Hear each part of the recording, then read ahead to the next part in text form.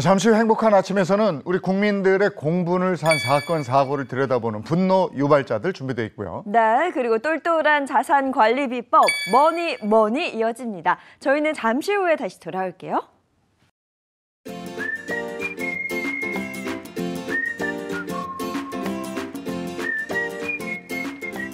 안녕하십니까. 행복한 아침 이재용입니다. 안녕하세요. 정예인입니다. 오늘은 5월 28일 화요일이고요. 분노 유발자들 준비되어 있는데 오늘 분노 유발자들에서는 우리가 폭행이나 살인 같은 강력범죄에는 분노하는데 네.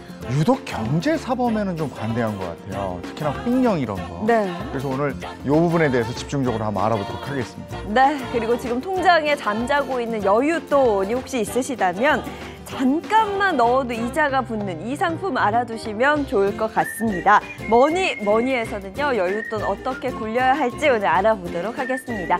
자, 화요일의 행복한 아침 본격적으로 시작합니다.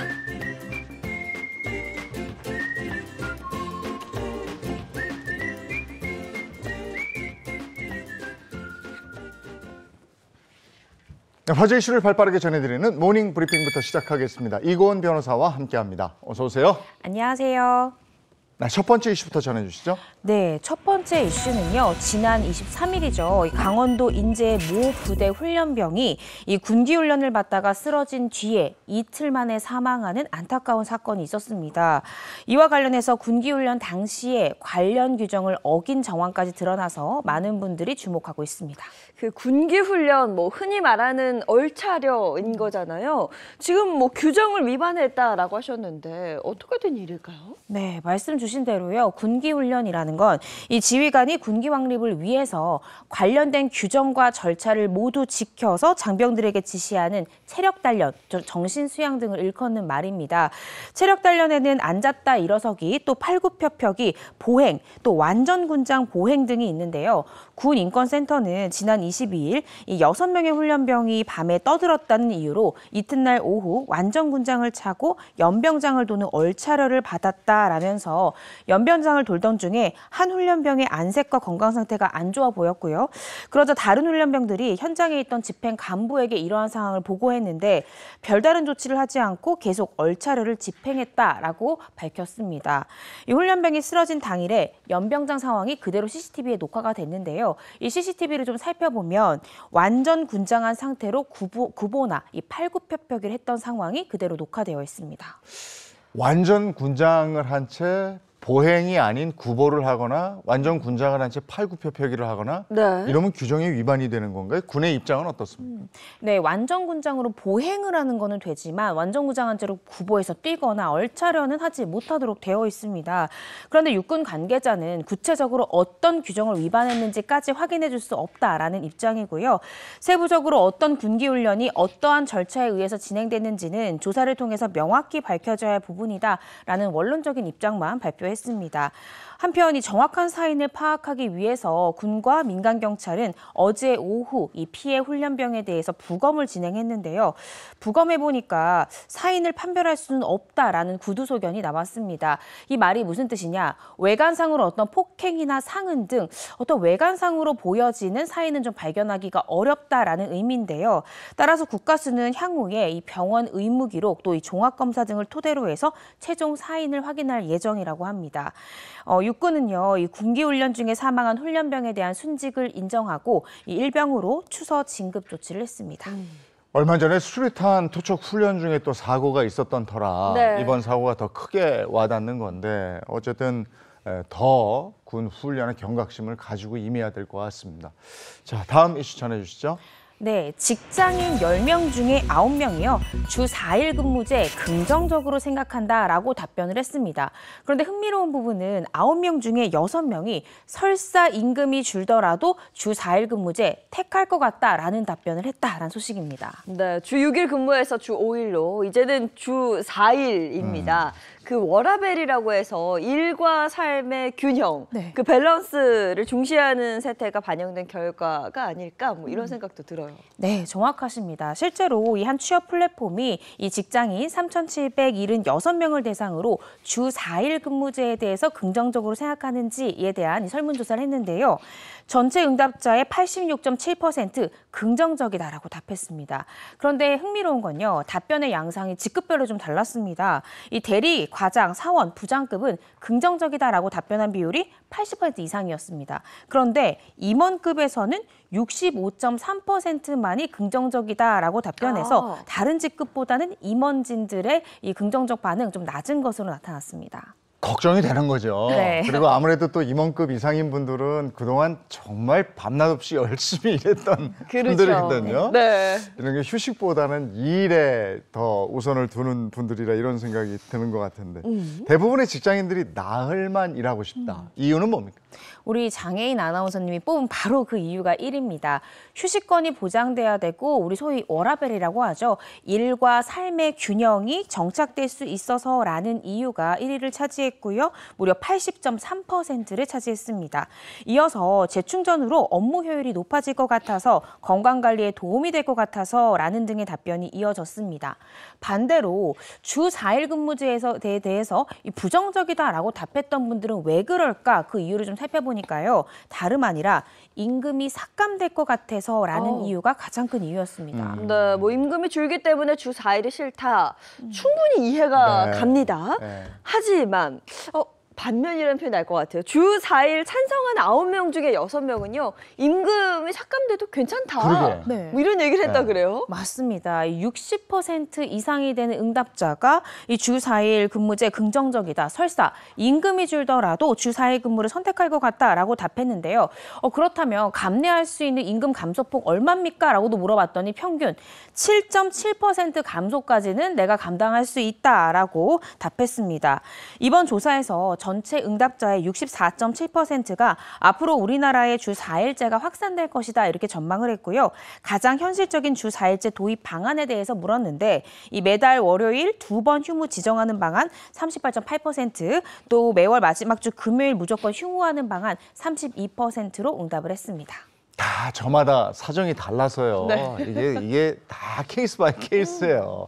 근데 저희 때 주 5일째 할 때도 네. 야 이거 주 5일만 일해서 이거 되나 이런 생각했었는데 정착이 되잖아요. 주 4일째도 아마 또 시행을 하면 또 되는데 글쎄요라는 생각이 들어요. 다음 이슈 전해주시죠. 네, 서울시 서초구가요. 오는 7월부터 전국 최초로 이 대형마트 영업시간 제한을 대폭 완화하겠다라고 밝혔습니다. 이 대형마트의 온라인 유통을 제약해왔던 이 영업시간 제한이 풀리면서 서초구 내에 있는 대형마트는 이 새벽 배송을 포함한 전면적인 온라인 영업이 가능해지게 되었고요. 또 이 서초구에 계신 이 주민들의 편의 또한 또 크게 개선될 것으로 전망되고 있습니다. 대형마트 영업시간 제한 2012년부터 소상공인 보호를 위해서 실시해 왔는데요. 서초구가 뭐 최초로 규제 완화에 나선다 이런 얘기네요. 네, 그렇습니다. 서초구는요, 이 대형마트 및 준대규모 이 점포의 영업 제한 시간을 기존에는 오전 0시에서 8시까지 8시간이었는데 이 부분을 오전 2시에서 3시인 이 1시간으로 변경하는 내용의 행정 예고를 했습니다. 이번 조치에 해당하는 업체는 서초구 내에 4개 대형마트 그리고 33개의 준대규모 점포 등이 해당하는데요.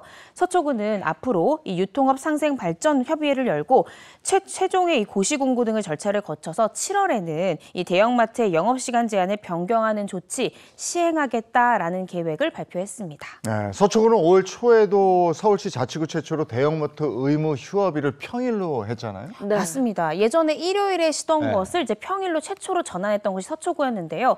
이렇게 전환한 이후에 이 대형마트 3곳에 반경 1km 내에 있는 소상공인들 또 점주 등을 상대로 설문조사를 해봤습니다. 이 매출이 줄었다라는 반응은 10% 정도에 그친 반면에 매출이 늘었다 혹은 변화가 없다라는 답변 각 30%와 55%로 대부분을 차지했습니다. 이러한 의무 휴업일 평일 전환은 전국적으로 변화의 바람을 불었는데요. 이 서울시 동대문구를 시작으로 부산의 23개 구가 평일 전환 전환 완료 및 예고를 진행 중입니다. 또 경기도 의정부시는 평일 전환 상생 협약을 체결하고 있는 것으로 파악되고 있어서요. 이번 대형마트 영업시간 제한 완화 또한 시작은 서초구지만 전국적으로 또 변화의 바람을 이끌 수도 있지 않을까 조심스럽게 예측해봅니다. 네, 요즘은 유통 환경이 급변하고 있어서요. 네. 워낙에들 온라인으로 거래들을 많이 하니까 오프라인 매장들이 활로를 좀 찾긴 찾아야 될 텐데 변화를 한번 지켜봐야 되겠네요. 다음 이슈 전해주시죠. 네, 최근 미국 CNN에서요, 이 사회적 관계를 단절한 채 살아가는 소위 히키코모리 은둔형 청년들에 대한 실태를 재조명했습니다.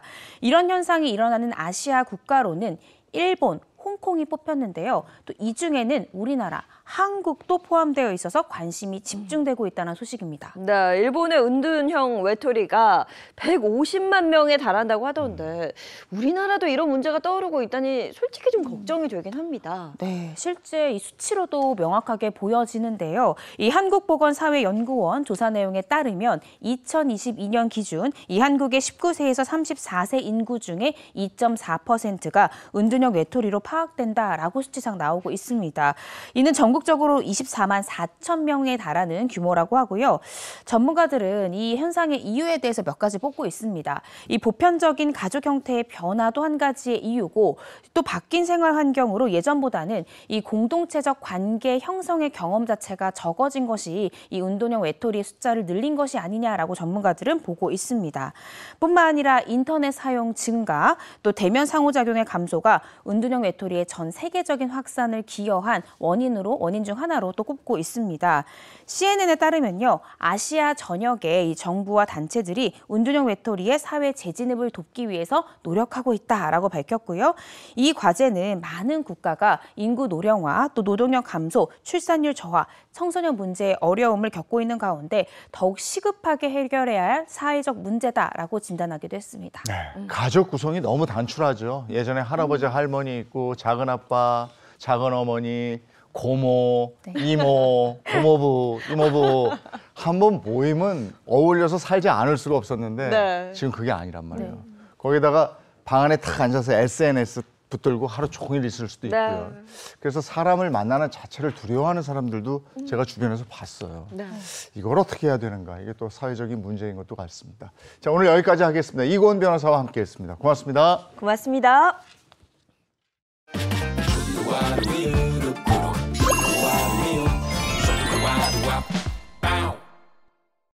현대 사회의 모습, 현 시대의 모습. 아까 이제 은둔형 외톨이도 얘기를 했습니다만 네. 고령화, 또 비만 인구 증가, 거기에다가 각종 전염병. 네. 아, 이게 좋은 얘기가 없네.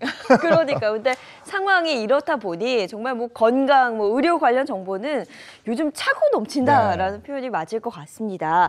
하지만 그 중에서도 분명 나에게 꼭 필요한 해답이 있을 텐데요. 현대인들이 가장 많이 상담하고 또 고민하는 질병에 대해 낱낱이 알아보는 시간, 닥터 상담소 바로 만나볼게요. 안녕하세요. 닥터 상담소 MC 손은옥입니다. 예로부터 오복 중의 하나로 시력을 꼽을 만큼 눈 건강의 중요성은 이루 말할 수 없죠. 그럼에도 불구하고 눈 건강을 위협하는 3대 실명 질환이 있습니다. 3위, 당뇨 망막병증. 2위, 녹내장. 그렇다면 키워드 1위는 바로 황반변성.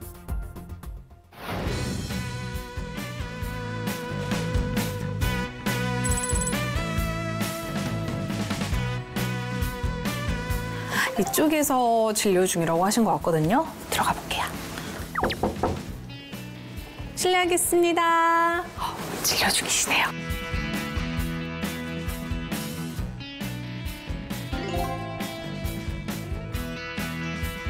안녕하세요. 안녕하세요.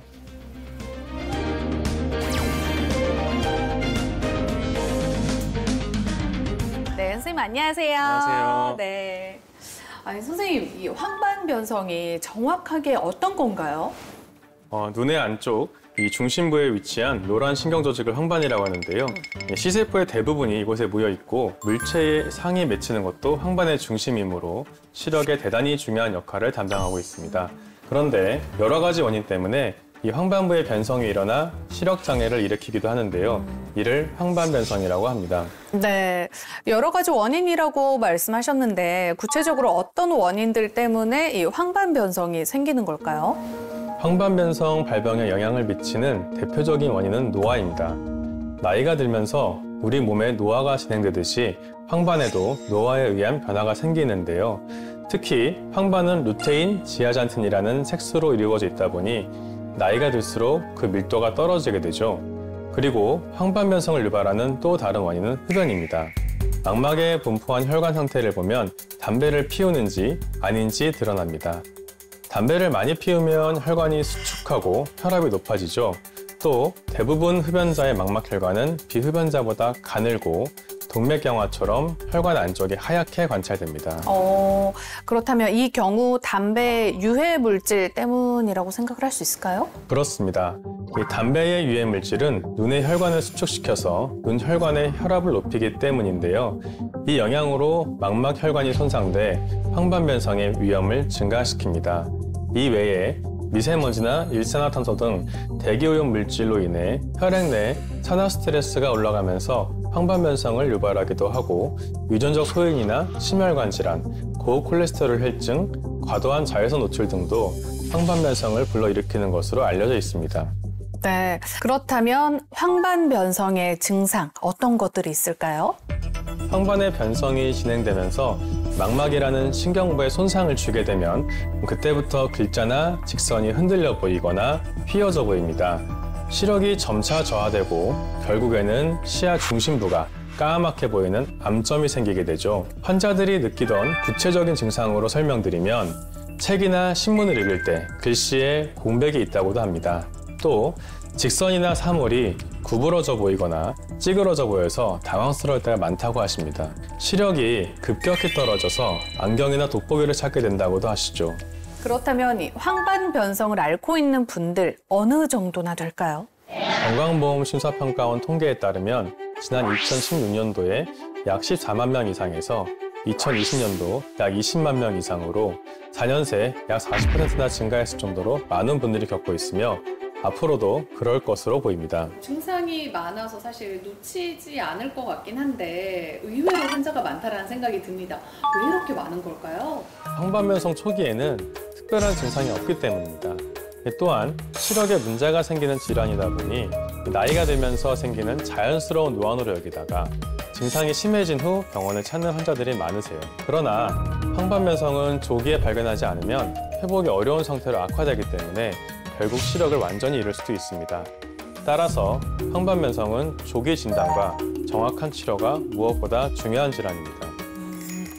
이 황반변성의 치료 어떻게 진행이 될까요? 예전에는 광역학 치료를 위해서 정맥으로 약물을 주사하여 특수한 레이저를 이용해 치료했지만 최근에는 신생혈관을 억제하는 주사요법이 주로 사용됩니다. 흔히 항체주사, 안내주사라고 불리는 항혈관 내피세포 성장인자 주사를 통해서 습성 황반변성을 치료합니다. 그러나 이러한 치료만으로는 시력을 완전히 되돌릴 수 없기 때문에 생활습관 개선을 통해서 증상 악화를 막는 것이 중요합니다. 네, 그렇다면 생활 습관을 어떻게 개선하면 좋을까요? 황반변성의 증상 악화를 막고 예방에 도움이 되려면 균형과 체중 관리에 힘써야 됩니다. 평소 채소와 과일을 충분히 챙겨 먹는 것도 좋고 아울러 40대부터 정기적인 눈 검사를 받고 황반변성 의심 증상이 있으신 경우 바로 안과를 찾는 것이 무엇보다 중요하겠습니다. 오늘은 눈 건강에 위협이 되는 3대 실명 질환 중 황반변성 상담해 주신 닥터 장인범 선생님 고맙습니다. 고맙습니다.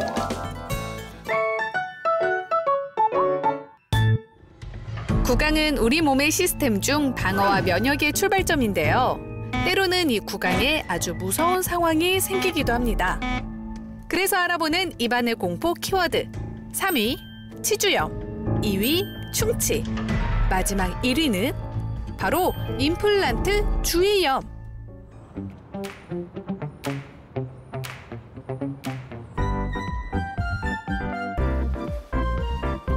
네, 이 구강 관리 정말 아무리 강조해도 지나치지 않은데요. 그중에서도 임플란트 주위염 어떤 질환일지 궁금하거든요. 선생님 만나서 자세히 알아보도록 하겠습니다. 지금 진료 중이시거든요.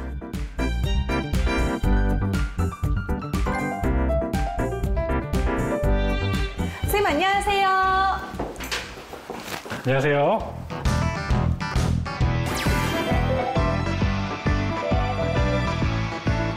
선생님 제가 잘 몰라서 그러는데 임플란트 주위염이라는 질환도 있나요? 물론입니다. 하지만 임플란트 주위염이 무엇인지 전해드리기 전에 임플란트가 무엇인지 간략하게 설명드리겠습니다. 임플란트는 치주염 등에 의해 상실된 치아를 대신하는 인공치아입니다. 치아가 상실된 부위의 치조골에 식립하여 자연치아와 같이 발음, 저작, 심미의 기능을 회복하는 치료입니다. 이런 임플란트 주변의 잇몸이 불편해지고 잇몸뼈의 소실을 동반하는 염증 반응을 임플란트 주위염이라고 합니다. 그렇다면 임플란트 치료는 다 끝났는데 또 아플 수 있다는 말인가요? 맞습니다. 임플란트는 치료가 끝난 뒤에도 철저한 사후 관리가 필요하다는 사실을 많이들 모르십니다. 임플란트 치료가 끝난 후에도 자연치아와 같이 정기검진을 통한 지속적인 유지관리가 되지 않는다면 자연치아에서 발생했던 문제점들이 유사하게 발생할 수 있다는 것을 꼭 명심하셔야 합니다. 그런 문제점의 대표적인 예가 바로 임플란트 주위염입니다. 초기에는 임플란트 주위 잇몸에만 염증이 생기는 임플란트 주위 점막염이 생기다가 증상이 점점 심해지면서 임플란트 주위염으로 발전하게 됩니다. 그럼 증상은 좀 어떨까요? 임플란트 주위염 증상은 치주염과 비슷합니다. 임플란트 시술 부위가 빨갛게 부어오르고 피가 나옵니다. 고름이 나오기도 하며 이로 인해 구취가 심해집니다. 상황에 따라 가만히 있어도 아플 정도로 큰 통증이 나타나기도 합니다. 그러면 임플란트 주위염도 치주염처럼 치태나 치석 때문에 나타나는 건가요? 그렇습니다. 임플란트 주위염은 보통 임플란트 식립 3년 이후부터 많이 발생합니다. 양치를 제대로 하지 않으면 구강 내에 치태가 생기고 치태가 쌓이면 치석이 됩니다. 이때 치석은 잇몸과 치아 사이를 벌립니다. 그리고 치태와 치석 사이에 존재하던 구강 세균이 잇몸 내로 침투해 염증을 유발합니다. 치아와 임플란트는 여러 가지 큰 차이가 있지만 치주인대의 유무가 매우 큰 차이점 중 하나입니다.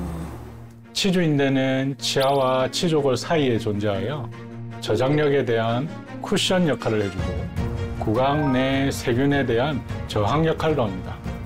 임플란트는 이런 치주인대가 없어서 앞서 설명드린 것과 같이 세균 감염에 쉽게 노출됩니다. 심한 경우 잇몸뼈까지 녹아내려 결국엔 임플란트가 탈락하는 경우도 생깁니다. 그렇다면 임플란트 주위염이 생겼을 때 그래도 좀 빨리 초기에 치료하면 괜찮지 않을까요? 물론 임플란트 주위염에 대한 치료는 빨리 할수록 결과가 괜찮아집니다. 하지만 여러 가지 사정에 의해 임플란트 주위염이 많이 진행되었더라도 최대한 빨리 내원하시기 바랍니다. 임플란트 주위염이 발생했는데 적절한 조치를 취하지 않은 상태에서 오랜 시간 방치된다면 치아와 같이 임플란트도 빠질 수 있다는 것을 명심하셔야 됩니다. 이렇게 임플란트 주위염이 생기면 어떻게 그럼 좀 치료를 해볼 수 있을까요? 치료 방법은 비외과적 방법과 외과적 방법으로 나뉩니다. 기준은 임플란트 주위염이 얼마나 심한가에 달렸다고 보시면 됩니다. 방사선 사진과 구강 내 상태를 보고 심하지 않다고 판단되면 임플란트 보철을 제거한 상태에서 깨끗하게 청소 후 약물 투여를 해주는 방법으로 진행합니다. 비외과적 방법으로 적절한 치료가 이루어졌을 경우 대부분 일주일 정도면 괜찮아집니다. 하지만 치조골 소실이 심하고 큰 통증이 동반된다면 외과적 방법으로 치료를 진행합니다. 문제가 되는 임플란트 주변 잇몸을 절개 후 염증을 제거하고 필요한 경우 치조골 이식을 시행하기도 합니다. 하지만 너무 심한 치조골 소실 또는 임플란트 동요도가 있다면 임플란트를 제거 후 다시 식립하기도 합니다. 네. 자, 그렇다면 마지막으로 임플란트 주위염을 예방을 하려면 어떻게 해야 하는지 알려주시죠. 임플란트 주위염을 예방하려면 임플란트 치료 완료 후 초기에는 3개월, 그 이후 6개월에서 1년에 한 번 정도는 치과에 정기검진을 가는 것이 매우 중요합니다. 임플란트는 구조적으로 자연 치아보다 음식물이 많이 낄 수밖에 없고, 특히 여러 개의 임플란트 치료를 받으셨다면 칫솔만으로 관리는 매우 힘듭니다. 그래서 스케일링 및 잇몸 치료를 통한 관리를 꼭 받으셔야 합니다. 여러 가지 도구를 활용한 관리가 필수입니다. 위의 것들이 잘 지켜지고 있다면 임플란트 주위염은 걱정할 필요가 없다고 생각합니다. 네, 지금까지 입안의 공포, 임플란트 주위염에 대해 이야기 나눠봤는데요. 함께 상담해주신 닥터 정준기 선생님 고맙습니다. 네, 지금까지 닥터 상담소 MC 손은옥이었습니다.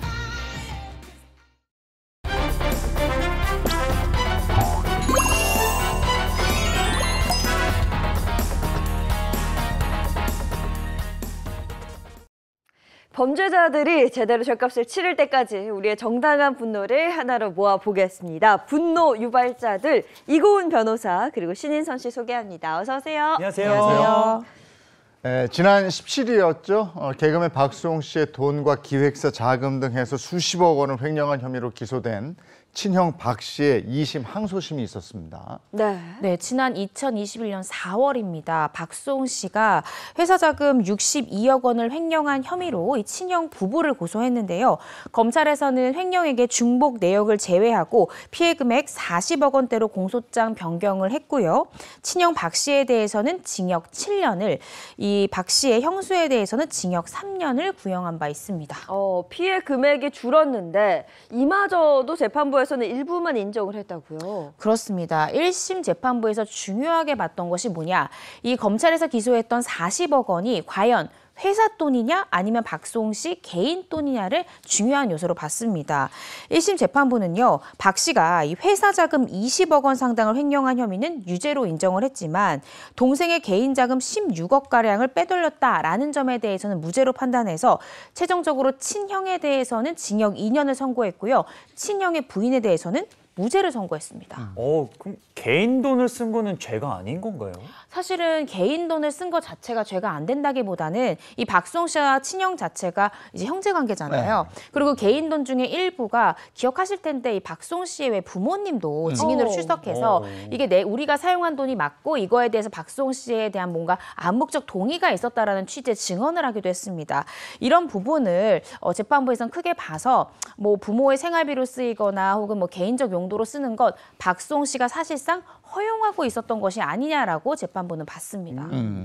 그리고 박 씨의 아내, 그러니까 박수홍 씨의 형수는 죄가 없다 이렇게 봤네요. 그러니까 공범으로 인정이 되려면요, 사실상 이 친형 부부, 이 상호 간에 공모가 있어야 되고 실질적인 어떤 실행의 행위가 있어야 됩니다. 그런데 재판부에서는 이 친형 같은 경우엔 직위도 있었고 실제 회사에서 어떤 업무를 했지만 이 친형의 부인 같은 경우에는 회사 업무에 실질적으로 관여한 바가 없어서 공범으로까지 보기는 어렵다라는 취지로 이 부인에 대해서는 무죄를 선고했습니다. 네, 그래서 지난 17일 이제 항소심 재판이 시작이 됐고요. 다음 재판에서는 박수홍 씨가 직접 증인으로 출석하겠다고 한 상황인 거죠. 20억 횡령했는데 징역 2년 나온 거고 이제 재판은 계속 진행이 되는 거고 그럼 재판 결과를 또 지켜봐야 되겠다 싶고요. 그렇습니다. 네, 자 누군가 열심히 모은 돈으로 누군가는 호의호식했습니다. 오늘의 분노 유발자들 바로 공개합니다.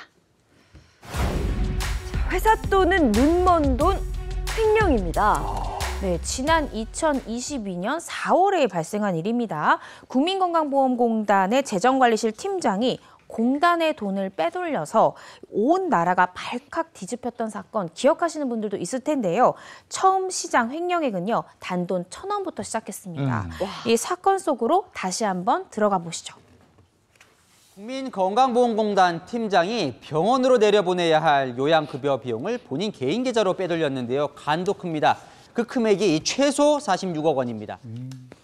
재정관리실 최모 팀장이 돈에 처음 손을 댄 건 지난 2022년 4월 27일입니다. 병원들의 지급 보류된 진료 비용을 자신의 계좌로 옮겼습니다. 최 씨는 분기마다 지급해야 할 요양급여 비용을 전산상으로 지급됐다고 허위 표시하고 자신의 개인 계좌로 송금하는 방법을 썼습니다.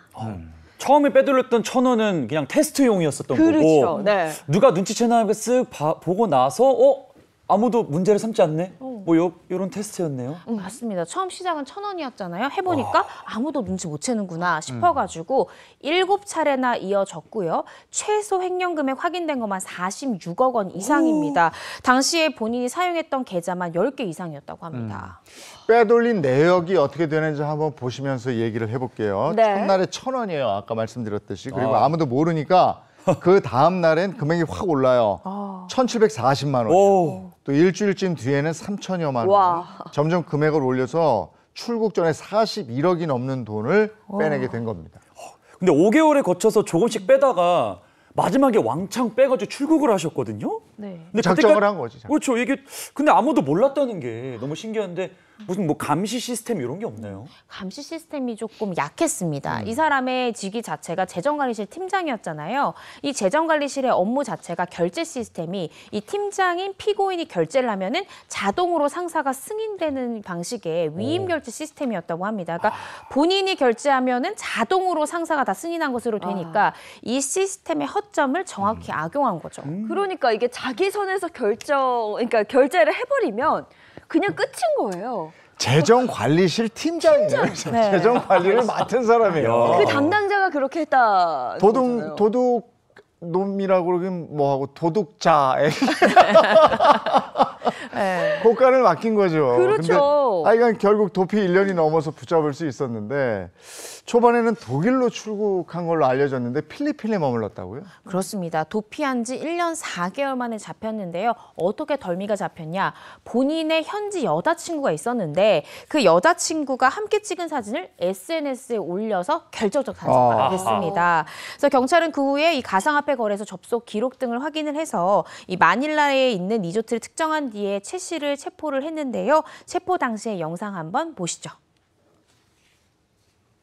이민중에 오셨어요. 왜 왔는지 아시죠? 예. 집에 가실 때 됐어요, 이제. 46억 횡령 혐의 인정하십니까? 인정합니다. 빼돌린 돈은 어디 쓰려고 하셨나요? 아니면 회사에 혹시 하고 싶은 말 있으시면 또 한마디 부탁드릴게요. 세상에 진심으로 죄송하고 부모님께 죄송합니다. 정말 죄송합니다.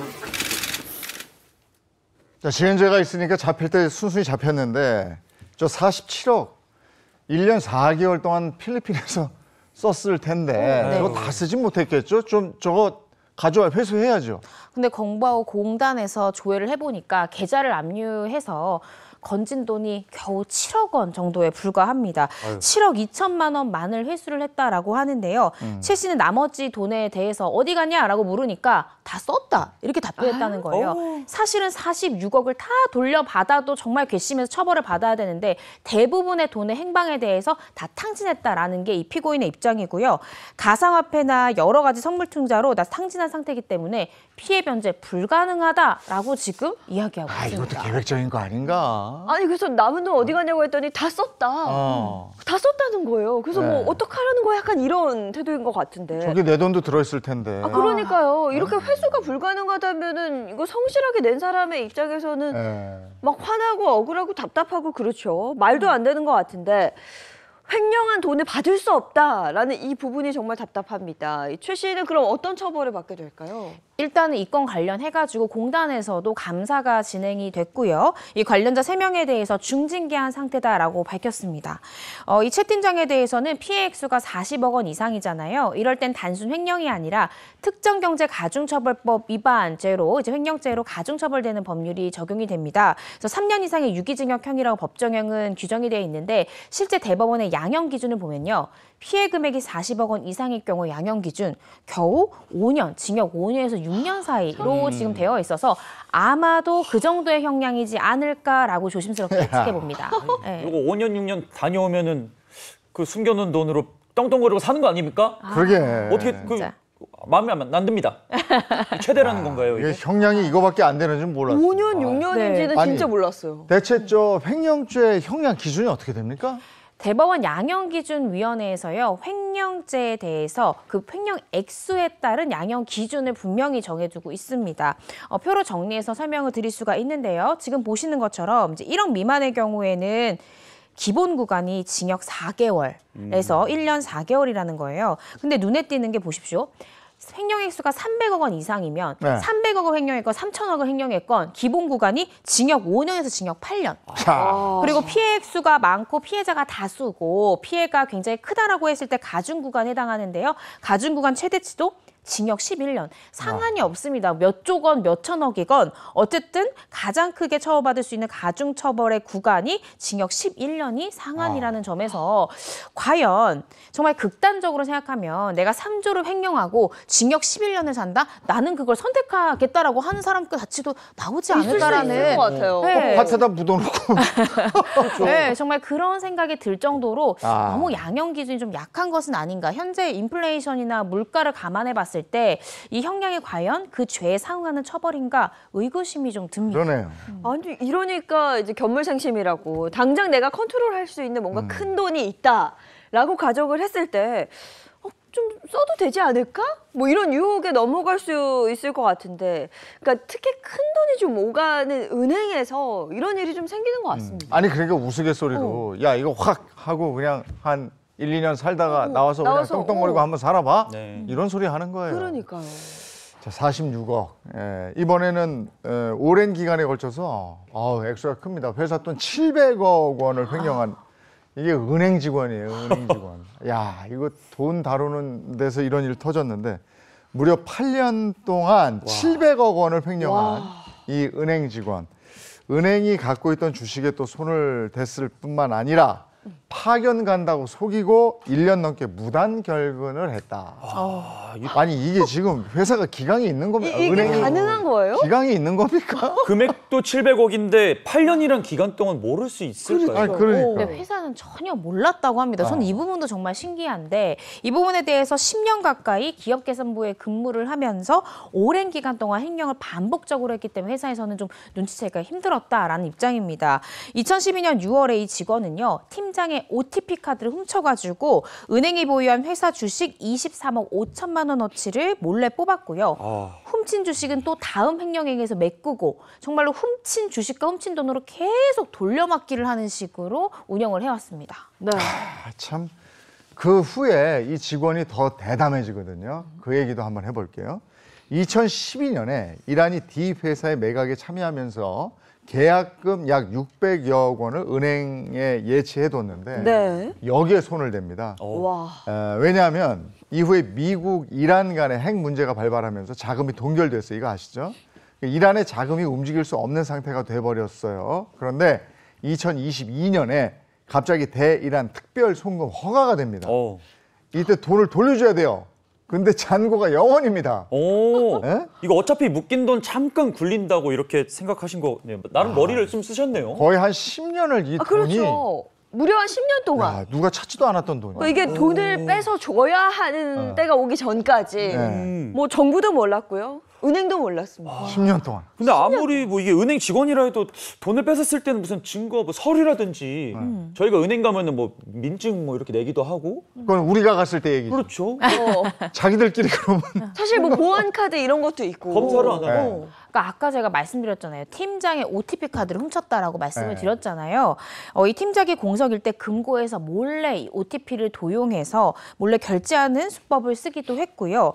또 2012년에서 2020년 6월까지는 직인을 도용해서 출금하거나 이 문서를 위조하는 방법까지 사용했다고 합니다. 또 다른 결제를 받을 것처럼 직인이 찍힌 서류를 받은 다음에 직인을 예쁘게 또 오려서 붙이는 방법. 진짜 사실은 고전적인 방법인데 이걸 썼는데도 들키지 않았다.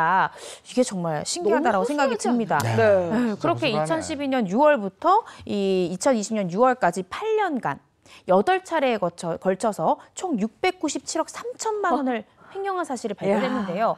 더 황당한 건요. 이 직원은 2019년 10월부터 2020년 11월까지 대회 기간에 파견을 간다라면서 허위로 보고를 하고 1년이 넘는 기간 동안 무단 결근까지 했던 것으로 확인이 됐습니다. 아니 이게 은행이 도대체 이 은행 어딥니까? 이게 말도 안 되는. 믿고 맡겨야 우리가 되는데. 생각하기 정말 말도 안 되는 일이 벌어졌는데 네. 그 직원이 어디 가서 뭘 하는지도 모르고 돈이 몇백억씩이나 왔다 갔다 하는데 그게 뭔지도 모르고 그것도 10년 동안이나. 야, 이 은행은 지금도 잘 장사하고 있을 거 아니에요. 네. 그래서 형량이 어떻게 나왔습니까? 지난 4월에 이제 대법원 판결이 나왔습니다. 대법원 판결을 좀 살펴보면요. 이 해당 직원, 은행 직원에게는 징역 15년, 이 동생에게는 징역 12년을 내린 원심 판결 그대로 확정했고요. 또 이제 각각 이 332억 원의 추징금과 50억 원은 공동 추징을 명했습니다. 하지만 지금까지 추징 보전된 금액이 80억 정도밖에 안 됩니다. 그러니까 600억이 넘는 금액이 아직까지 추징되지 않고 있어서 전액 환수 굉장히 어려울 것으로 예상이 됩니다. 이거 다 어디다 갖다 놓은 거야. 이러니까 국민들이 분노를 할 수밖에 없죠. 누리꾼들 반응이 있습니다. 60대에 700억 자산가 횡령할 만하네. 내 새끼를 위해 해볼 만하겠어. 한 번 사는 인생 이형 횡령할 거면 이렇게 화끈하게 하고 가야 되는 건데 이런 자조적인 댓글 남겨주셨네요. 아니 지금 뭐 상황이 이러니까 이런 댓글이 달리고 누리꾼들의 이런 반응이 있는 겁니다. 금감원도요. W은행 횡령 사고 이후 장기 근무자 비율을 제한하고 순환 근무를 정착시키는 이 골자의 내부 통제 혁신 방안을 마련했는데요. 하지만 중요한 건 얼마 가지 않아서요. 역대 최대의 금융사고가 터지고 맙니다. 여기서? 이게 끝판왕이 또 있다고 말씀하시는 거죠? 있습니다. 자, 화면을 한번 만나보시죠. 뭐예요? 자, 집안의 김치통 안에서 현금이 발견됩니다. 그리고 침대 아래에서 무더기 골드바가 발견되는데요. 무려 101개의 골드바와 현금 45억 원이었습니다. 집에서요. 147억 원이 나오게 된 건데요. 모두 은행 직원이 빼돌린 금액이었습니다. 야, 골드바가 101개, 하나당 1억이 조금 안 된다. 뭐 1억 정도 잡으면 100억인데. 네. 근데 제가 앞서 집에서라고 말씀을 드렸잖아요. 놀랍습니다. 집에서 발견된 것만 147억 원인 거고요. 총 횡령액이 2,988억 원입니다. 와! 2,988억 대단하네. 거의 3천억 원이면 그렇죠. 아까 들었던 700억의 거의 4배. 와. 대단한데요. 와, 진짜 건국 이래의 최대 횡령액이라고 말씀을 드렸잖아요. 사실 3천억은 고스란히 은행에만 놔도 1년치 이자가 120억에 달한다는 거죠. 정말 상상할 수 없는 큰 금액입니다. 아니 근데 이런 천문학적인 돈을 어떤 방법으로 빼돌린 거예요? 이 직원이요. 2007년부터 부동산 프로젝트 파이낸싱 업무, 그러니까 부동산 대출 심사 업무를 담당을 했는데 그런데 자기가 이걸 전적으로 담당을 하고 있다 보니까 서류를 위조하기 시작했습니다. 허위 대출을 일으키는 방식으로 해서요. 총 1,023억 원을 빼돌리고요. 시행사의 대출 상환금을 서류 위조해서 또 빼돌리는 방식으로 총 1,965억 원을 횡령했습니다. 횡령 횟수만 77차례가 됐습니다. PF예요. 요즘에 이제 그 건설업체 PF 대출 뭐 흔들리고 뭐 문제 많고 얘기 나오잖아요. 그 PF 담당했던 직원이에요. 돈을 돌려막아서 13년 동안 들키지 않았다. 돌려막아가지고. 네. 근데 이게 가능하다는 게 도대체 이 은행은 시스템이 있는 거예요, 없는 거예요? 그러니까 이 은행 시스템에 좀 문제가 있었습니다. 은행뿐만 아니라 이 지주회사의 내부 통제가 굉장히 허술했던 것으로 점검 결과 밝혀졌는데요. 먼저 2014년 K은행을 인수한 지주사에서 이 은행의 내부 통제와 관련해서 서면으로만 점검을 했을 뿐이고 이 고위험 업무인 PF 대출 점검 단 한 차례도 하지 않았다고 합니다. 특히 이 씨에게 이 PF 대출 관련 업무를 무려 15년간 맡겼는데 이거에 대한 점검을 제대로 하지 않았다? 정말 이 씨가 일탈할 수 있었던 선택지를 선택할 수밖에 없는 상황을 만든 것은 아닌가라는 생각이 들고요. 또 이 대출 사후 관리까지 이 해당 가해자에게 다 맡겨서 정말 A부터 Z까지를 이 사람이 혼자 다 하는데 이 사람만 땀만 먹으면 금방 돈을 횡령해 버릴 수밖에 없는 이런 상황을 연출했던 거죠. 또 이 불시에 휴가를 딱 보낸 다음에 점검을 하는 이 명령 휴가 제도를 제도는 있는데 단 한 번도 실시하지 않아서 이 내부 통제가 전혀 이루어지지 않았고요. 그래서 이런 끔찍한 횡령 사고가 발생을 했습니다. 근데 저는 이것도 희한합니다. 이 사람이 여기에서 15년 동안 근무했대요. 한 부서에서 똑같은 업무를 루틴대로 반복한 게 15년이래요. 네. 이 은행이라는 데는 도대체 인사이동도 안 합니까? 그러니까요. 이 부서 순환을 하고 이래야 되는데 그런 견제 장치도 전혀 없었다는 거예요. 맞습니다. 그래서 이렇게 빼돌린 돈으로요. 자녀 유학비, 뭐 골프장 회원권, 주식, 금, 부동산 아유. 뭐 등을 했다고 합니다. 뭐 투자를 한 거죠. 또 금융당국 조사와 또 본격적인 그러니까 조사가 시작이 되니까요. 도주를 위해서 골드바와 현금 뭉치 이걸 바꿔서 은신처에 숨겨둔 건데 이게 이제 발각이 된 겁니다. 야, 제가 횡령에 대해서 좀 공부를 하려다 하다 보니까 천하제일 횡령 대회라고 있더라고요. 한번 보시지요.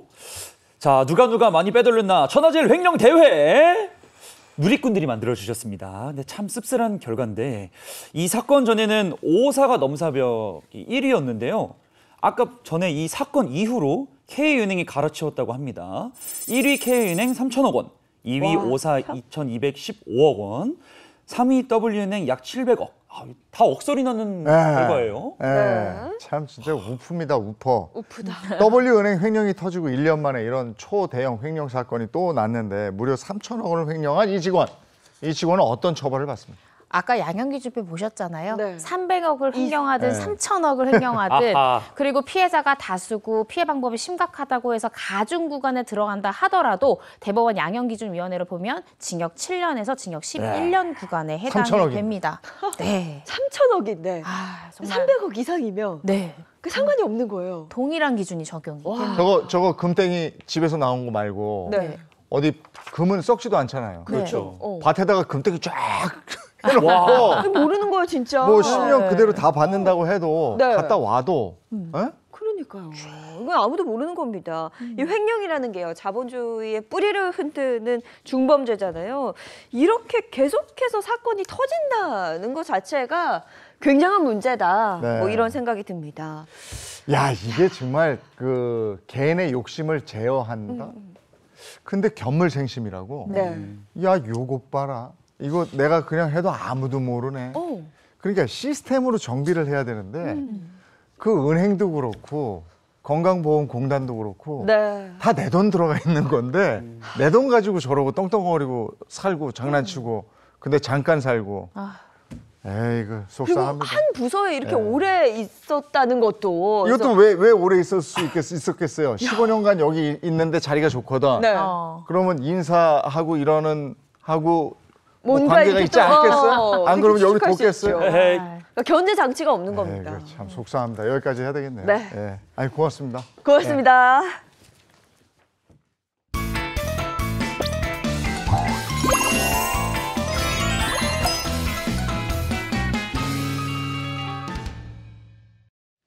지금부터는 정직한 돈 얘기를 하겠습니다.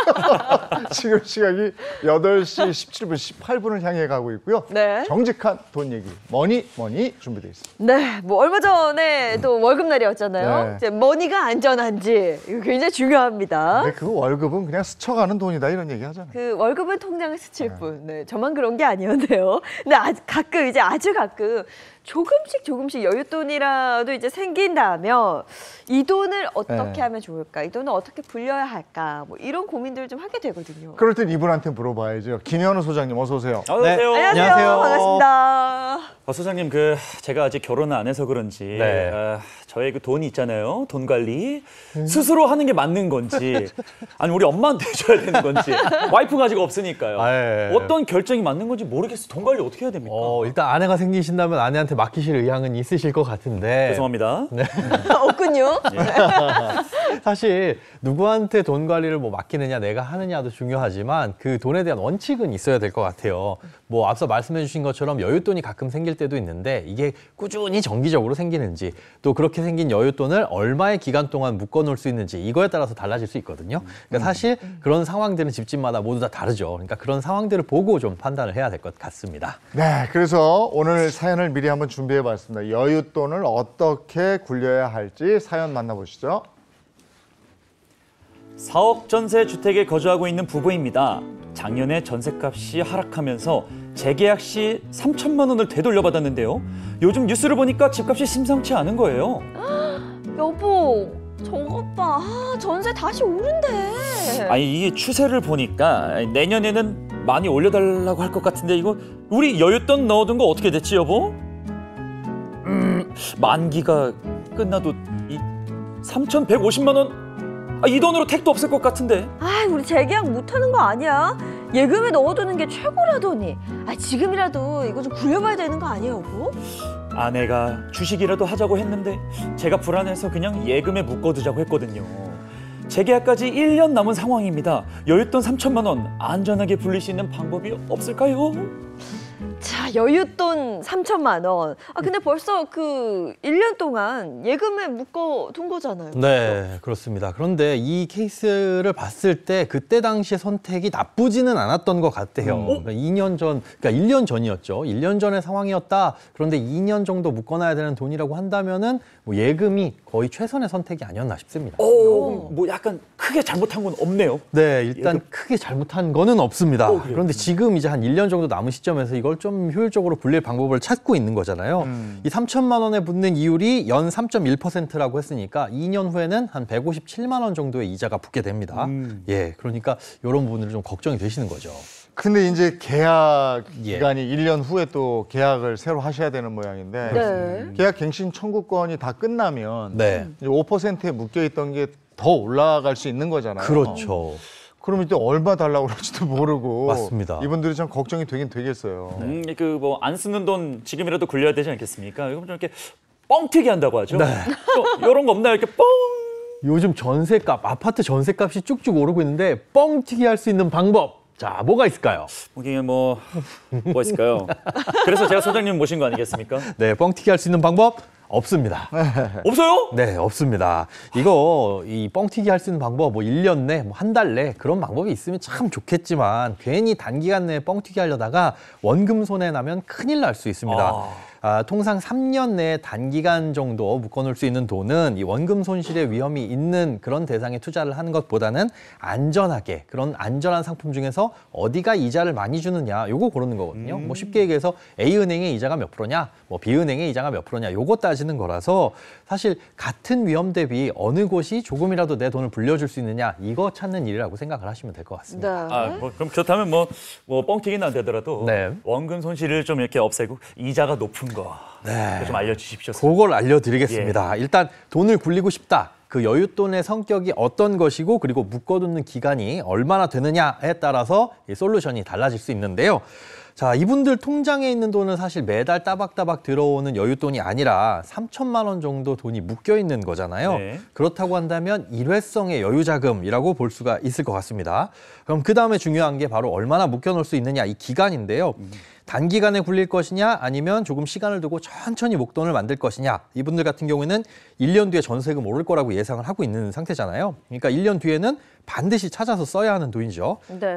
이럴 경우엔 채권이라든가 아니면 CMA, 파킹 통장 이런 것들이 있는데 저는 이 상황에선 채권을 좀 추천드리고 싶습니다. 근데 소장님 아까 정기예금이 이분들에게 최선의 선택이다 뭐 비슷한 얘기를 하셨는데 네. 채권을 추천을 하시는 거예요? 네, 그렇습니다. 정기예금은 사실 1년 그 미만의 기간 동안은 실익이 없거든요. 그리고 고를 수 있는 기간이 은행에서 내놓는 선택지밖에 없습니다. 뭐 6개월 만기 정기예금 혹은 1년 만기 정기예금이지 이분들처럼 한 10개월, 11개월 뭐 이렇게 남은 상황에서 그 10개월짜리 정기예금을 찾기는 쉽지 않다는 거죠.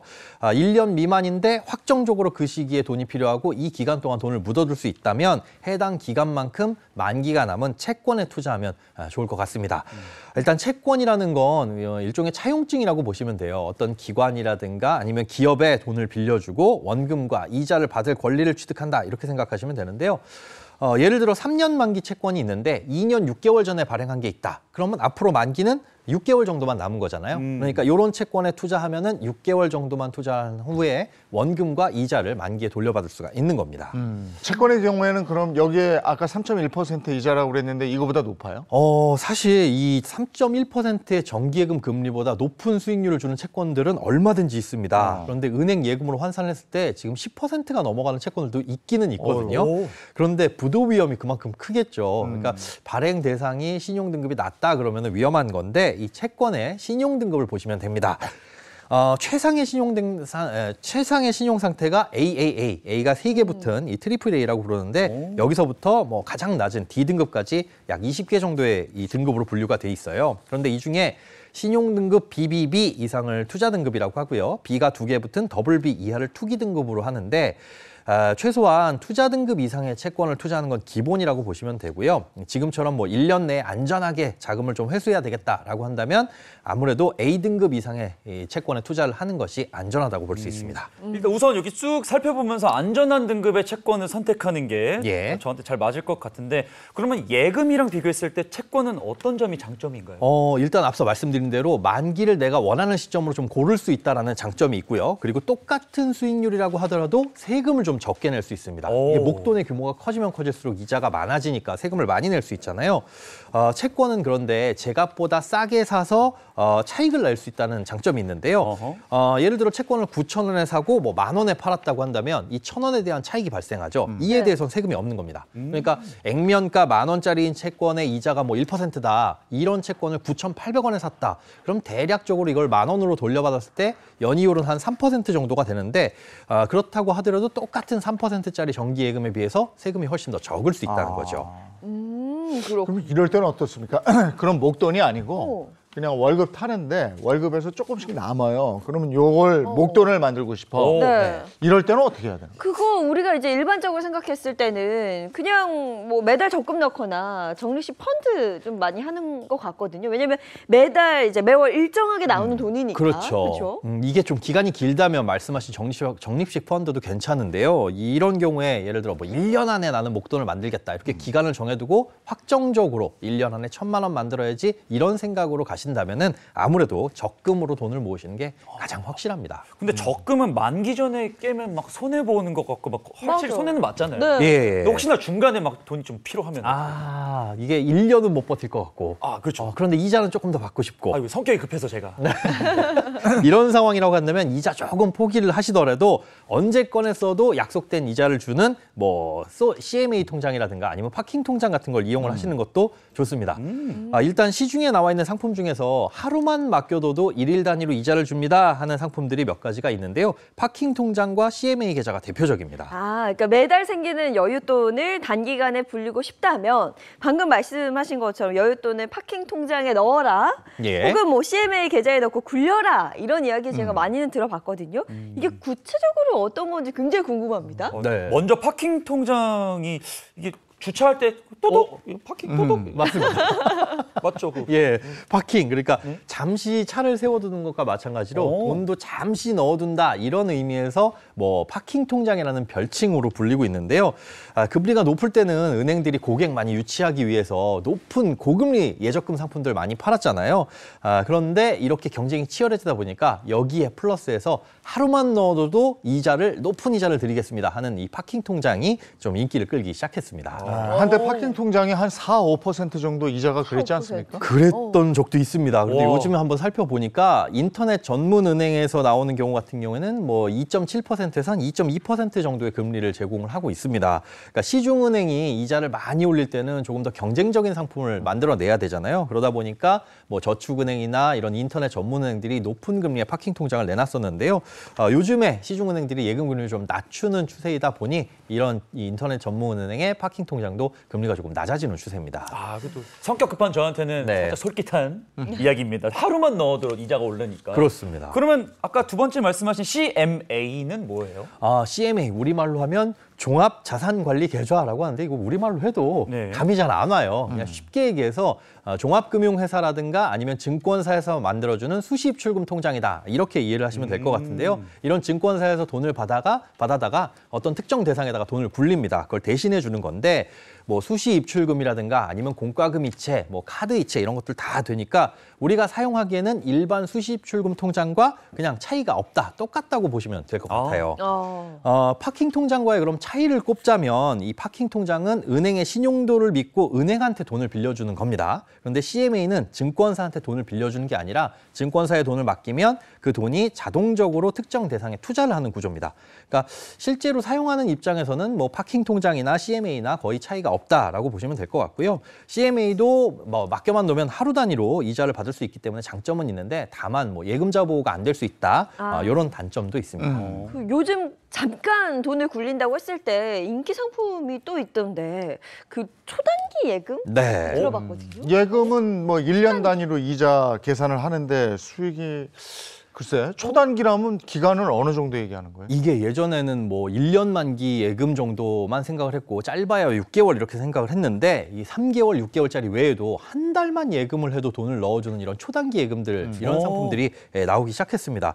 그러니까 6개월 미만으로도 가입이 가능한 거죠. 그래도 연 3%대 이자를 준다 이런 상품들이 종종 나오고 있습니다. 단기간이라는 점에서는 파킹이랑 CMA 이 친구들이랑 좀 비슷한 것 같은데요. 네네. 연이율을 따져서 더 이자가 많은 쪽으로 이렇게 선택하면 될 것 같은데요. 그렇죠. 그렇게 단순하게 생각을 할 수도 있는데 이 초단기 예금 같은 경우에는 결정적인 단점이 있습니다. 단점이요? 예. 예금이라는 힌트가 있어요. 장점이 단기간이니까 얘네들이 그러면 반대로 얘네들은 초단기 예금은 예금이라는 거? 묶이는 건가요? 그렇습니다. 예금 상품이다 보니까 입출금이 안 된다는 점입니다. 그러니까 그 초단기라고 해도 1개월 동안은 돈을 묶어놔야 됩니다라고 하는 이 단점이 있는 거죠. 사실 은행들이 경쟁하면서 파킹 통장이라는 것도 내놓고 있는데 은행 입장에서는 사실 고객들이 돈 맡겨놓고 수시로 돈을 빼갈 수 있다는 거는 부담스럽거든요. 금리 많이 줬는데 그 중간중간 빼가버리면 손해니까요. 그래서 차라리 이자를 조금이라도 더 주더라도 최소한 일정 기간 동안 뭐 1개월, 2개월 동안은 돈을 좀 묶이게 만들자. 그리고 그 약정 기간을 안 지키면 이자를 안 주도록 하자. 이런 게 은행으로서는 좀 유리한 점이죠. 그래서 파킹 통장보다는 금리를 조금 더 받을 수 있는 대신에 돈이 좀 묶일 수 있다. 이게 단점이라고 생각하시면 될 것 같습니다. 네. 저희가 비교를 좀 해드렸는데 하나하나 따져보시고 나의 상황에 지금 어떤 게 맞는지를 잘 선택하시는 게 중요할 것 같습니다. 자, 그럼 이런 경우에는 어떨까요? 사연과 함께 좀 더 이야기 나눠볼게요. 자, 안녕하세요. 1년씩 묶어두기엔 부담스러운 돈을 6개월 정도씩만 굴리고 싶은데 요즘 단기 적금 금리를 보니 뭐 5, 6%대더라고요. 제가 현재 보유 중인 CMA 계좌의 연이율이 3.3%인데요.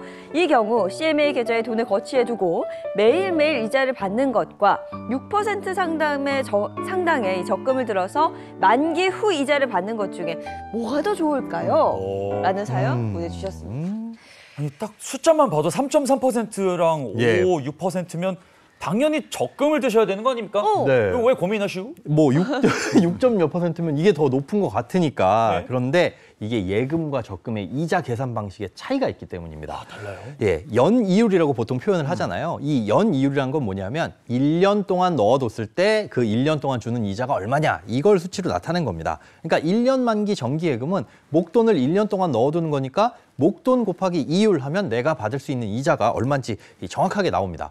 그런데 적금 같은 경우에는 그 목돈을 넣어놓는 게 아니라 매달 꾸준하게 일정 금액을 넣어두는 거잖아요. 그렇죠. 그러다 보니까 계산 방식이 달라지는데 예를 들어 첫째 달에 들어간 뭐 100만 원 이렇게 적금을 들었다. 그러면 이 첫째 달에 들어간 100만 원은 1년 동안의 이자를 다 받을 수 있습니다. 은행이 1년 동안 굴려주는 거니까요. 그런데 둘째 달에 들어간 100만 원은 만기까지 11달 남았죠. 그러니까 11달치 이자만 주는 거고 그 다음에 들어간 100만 원. 이건 10달치 이자만 주는 거고 이런 식으로 이자가 점점 줄어들다 보니까 기간이 짧아지고 그러니까 실질적으로 받게 되는 이자는 그거보다 더 낮아집니다. 그러니까 단순히 내가 들어가는 원금 곱하기 이율 이렇게 계산을 하시면 안 되고 납입되는 회차에 따라서 기간별로 계산을 하셔야 된다는 거죠. 이게 같은 3%라도 예금이 적금보다 더 많은 이자를 받는다. 그렇습니다. 오, 신기하네요. 네, 이게 제가 말씀드린 건 이제 이해를 하셨겠지만 이런 식으로 하나하나 일일이 집에서 계산을 해보시기는 굉장히 어렵거든요. 그러니까 이런 방법을 쓰시면 좋습니다.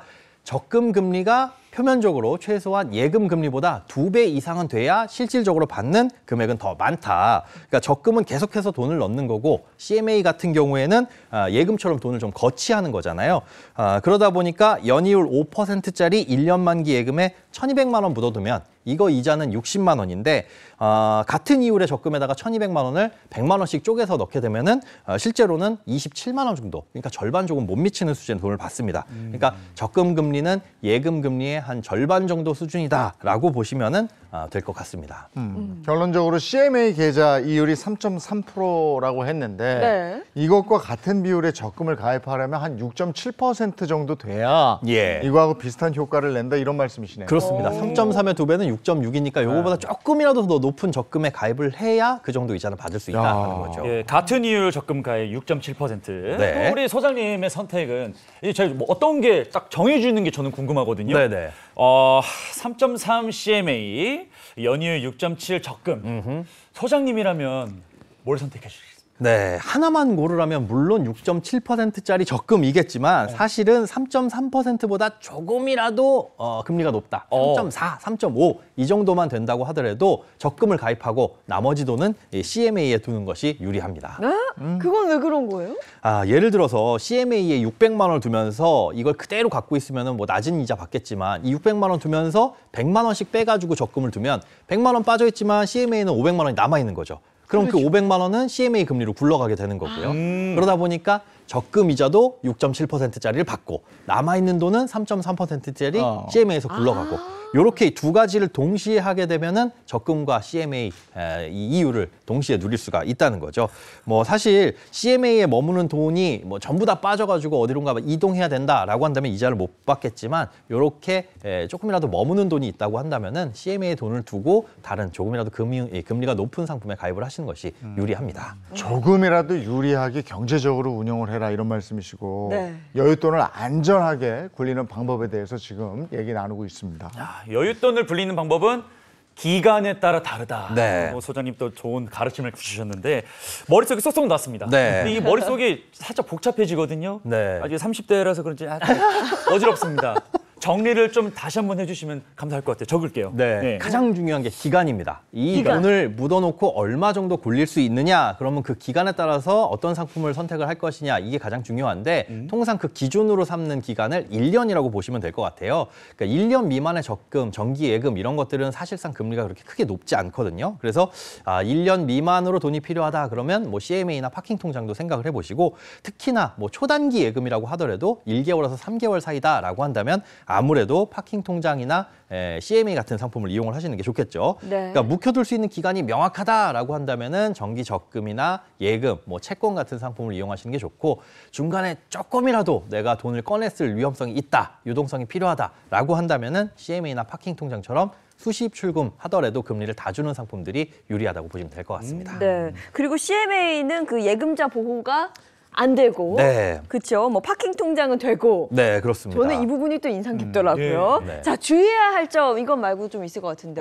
조금 전에 짚어주신 그런 부분입니다. 네. 사실 중간에 내가 돈을 꺼내 쓰게 됐을 때 원금 손실 위험이 있느냐. 뭐 사실상 CMA도 예금자 보호가 안 되긴 하지만 투자되는 대상 자체가 굉장히 안전하기 때문에 이것도 뭐 원금 보장의 기능은 있다라고 볼 수가 있거든요. 네. 그런데 일부 상품 중에는 뭐 ELS나 ELB 같은 경우에 원금 보장됩니다라고 하더라도 중간에 해지하면 원금 손실 발생하는 경우가 있거든요. 그래서 그런 경우에는 약관이라든지 상품 설명서를 꼼꼼히 살펴보시고 중간에 해지하게 됐을 때 원금 손실이 있는지 이런 부분들 따져가지고 가입을 결정하시면 좋을 것 같습니다. 요즘 같은 상황에서 약간의 목돈이 있다 그러면 채권에 투자하는 게 괜찮은 방법인 것 같다. 네, 단지 A 이상. 네. 그리고 A? 한 6개월 미만 정도로. 네. 알겠습니다.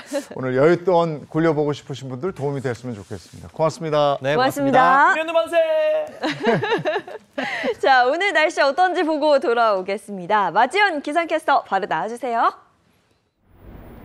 네, 마지연입니다. 계절의 여왕인 5월인데 날씨 변덕이 심했습니다.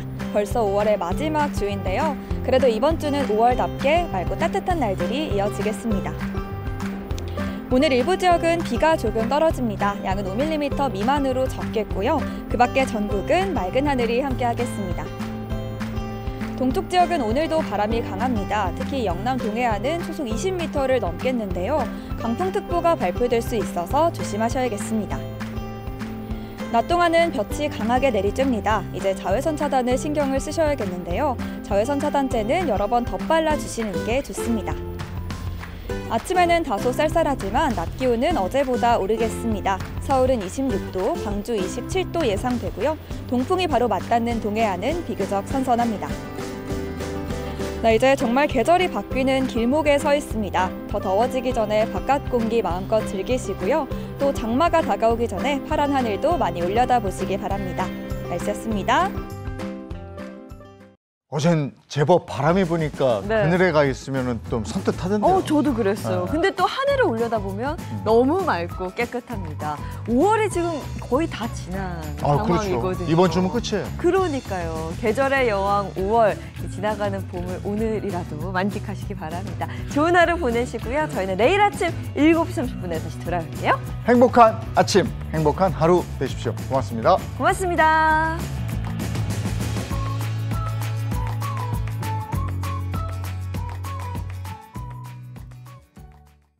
채널 A